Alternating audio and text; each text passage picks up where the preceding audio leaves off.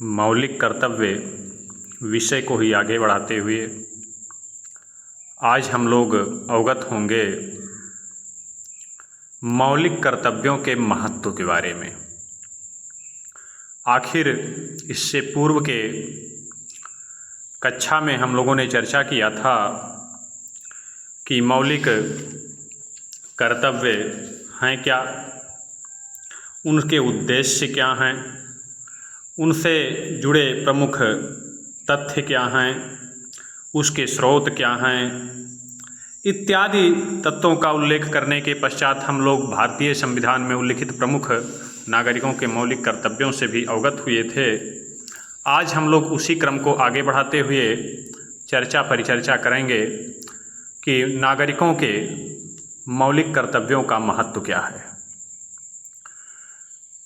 इसमें हमने कुछ बिंदुओं के अंतर्गत उसको बांटकर अध्ययन करने का प्रयत्न किया है।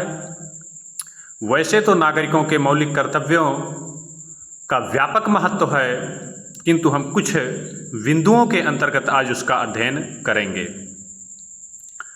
पहला है राष्ट्र प्रेम का भाव। नागरिकों के लिए उल्लिखित मौलिक कर्तव्य भारतीय नागरिकों में राष्ट्र प्रेम के भाव को, राष्ट्र के प्रति निष्ठा, राष्ट्र के प्रति समर्पण के भाव को बढ़ावा देने वाले हैं। दूसरा है स्त्री मर्यादा व सम्मान की रक्षा। वर्तमान समाज में बढ़ते अपराध, व्यभिचार, घृणित व मानसिक विकार के आलोक में यह अति प्रासंगिक हो जाता है। वर्तमान में केवल हमें यहाँ उल्लेखनीय है कि एक ही पक्ष पर ध्यान नहीं देना होगा, अपितु समाज के प्रत्येक वर्ग को, चाहे वह स्त्री हो चाहे पुरुष हो, दोनों को ही अपने अपने मर्यादाओं और सीमाओं का पालन करते हुए सदाचार युक्त जीवन पर ध्यान देना होगा। वर्तमान में समाज में प्रचलित जो भी समस्याएं हैं उसके लिए दोनों ही वर्ग आज जिम्मेवार हैं। जहां पुरुषों को अपने अतीत का ज्ञान प्राप्त करते हुए महिलाओं के प्रति सम्मान और मातृत्व का भाव रखना होगा, वहीं स्त्रियों को भी भारतीय मर्यादाओं से आज अवगत होने की आवश्यकता है। तीसरा है विश्व बंधुत्व के भाव का विकास। भारत का संविधान शायद विश्व का अनूठा संविधान है कि जहां नीति निर्देशक तत्वों और मौलिक कर्तव्य दोनों में ही विश्व बंधुत्व के भाव के प्रति विशेष जोर दिया गया है। भारतीय संविधान के मौलिक नीति निर्देशक तत्व के अंतर्गत उल्लिखित अनुच्छेद 51 में केवल और केवल इसी संदर्भ में चर्चा की गई है। अंतर्राष्ट्रीय शांति को बढ़ावा देने के प्रयासों की चर्चा की गई है और मौलिक कर्तव्यों में भी इस संदर्भ में पर्याप्त ध्यान दिया गया है, जो कि वर्तमान में विश्व व्यवस्था के उथल पुथल कालीन परिवेश में अत्यंत प्रासंगिक हो जाते हैं। चौथा महत्व है अपने अतीत का ज्ञान। हमारे मौलिक कर्तव्य न केवल वर्तमान अपितु अतीत को भी संजोने वाले हैं, सहेजने वाले हैं। मौलिक कर्तव्यों के द्वारा भारतीय नागरिकों से अपेक्षा की गई है कि न केवल वे अपने विरासतों, धरोहरों का संरक्षण करेंगे, अपितु उन संस्कृति और उन विरासतों से अवगत होने का भी प्रयत्न करेंगे। शायद किसी भी राष्ट्र के लिए अपने अतीत से विमुख होकर उन्नति और सद्गति संभव नहीं होगा। इसलिए हमारे जो मौलिक कर्तव्य हैं ये भारतीय नागरिकों को अपने अतीत के बारे में अवगत होने हेतु या अपने अतीत के साक्षात्कार हेतु उनको प्रोत्साहित करते हैं। फिर है पर्यावरण संरक्षण को बढ़ावा।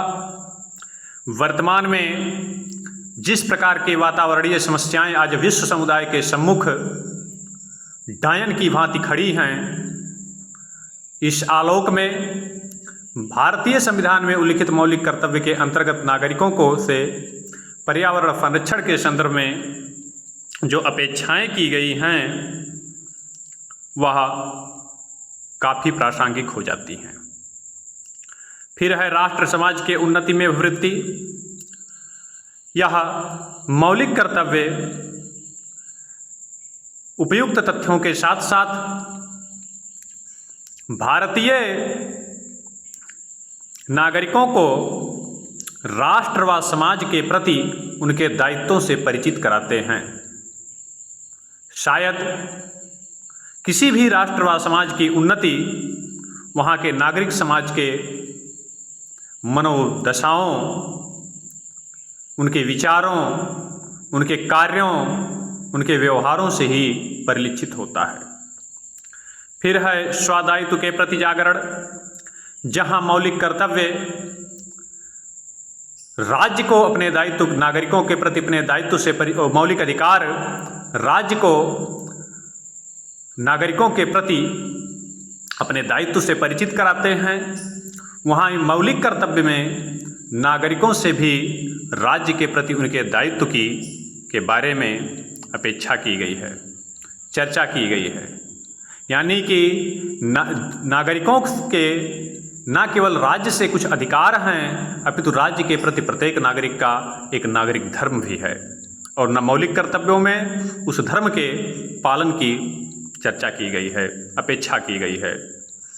अंत में है मानव में मर्यादा व अनुशासन का भाव। मौलिक कर्तव्य नागरिकों में मर्यादा व अनुशासन का भाव भी विकसित करते हैं, और जाहिर सी बात है, चाहे कोई राष्ट्र हो, समाज हो, परिवार हो और स्वयं व्यक्ति का व्यक्तित्व, मर्यादा और अनुशासन विहीन न तो राष्ट्र कभी उन्नति कर सकता है, न व्यक्ति अपने व्यक्तित्व का उन्नति कर सकता है, और न ही पारिवारिक संस्थाएं अपने अस्तित्व को बनाए रख सकती हैं। तो इस प्रकार से हम लोग मौलिक कर्तव्यों के महत्व से अवगत हुए। अंत में बात आ जाती है कि वर्तमान संदर्भ में मौलिक कर्तव्यों की प्रासंगिकता क्या है। तो भारत में इस संदर्भ में बड़ा ही एक प्रकार से देखा जाए तो निराशाजनक वातावरण देखने के लिए मिलता है, और यह काफ़ी विडंबना ही है कि 2016 में एक जनहित याचिका से प्राप्त तथ्यों के अनुसार सुप्रीम कोर्ट के जज, वकील, सांसद व उच्चस्थ पदाधिकारी भी या पदों पर विराजमान महानुभावों सहित देश के लगभग 99.9% नागरिक अपने इन कर्तव्यों के संदर्भ में उदासीन हैं। वर्तमान में नागरिकों में आचरण व मर्यादा का लोप, अनुशासन का अभाव, नैतिक मूल्यों का ह्रास, राष्ट्र में विघटनकारी व षड्यंत्रकारी शक्तियों का बोलबाला, सामाजिक विद्वेष इत्यादि नागरिकों में मौलिक कर्तव्यों के प्रति उदासीनता को स्पष्ट तौर पर दर्शाने का कार्य करते हैं। इस प्रकार इन तत्वों के आलोक में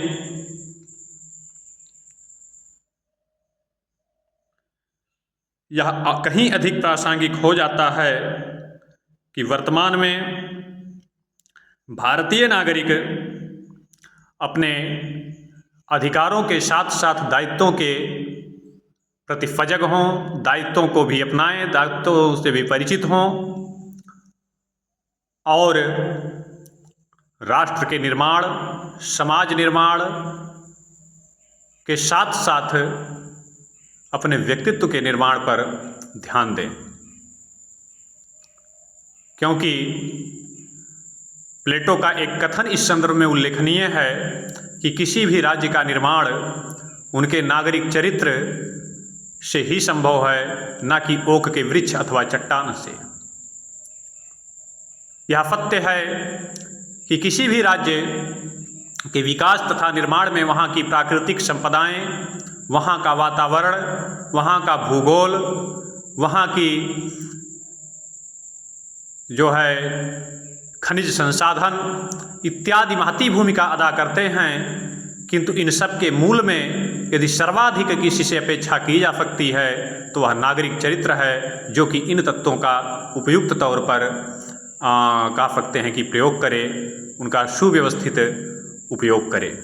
और इस संदर्भ में आज इजराइल हमारे सामने एक प्रमुख उदाहरण हो सकता है, जहाँ प्राकृतिक संसाधन नाम मात्र के भी नहीं हैं।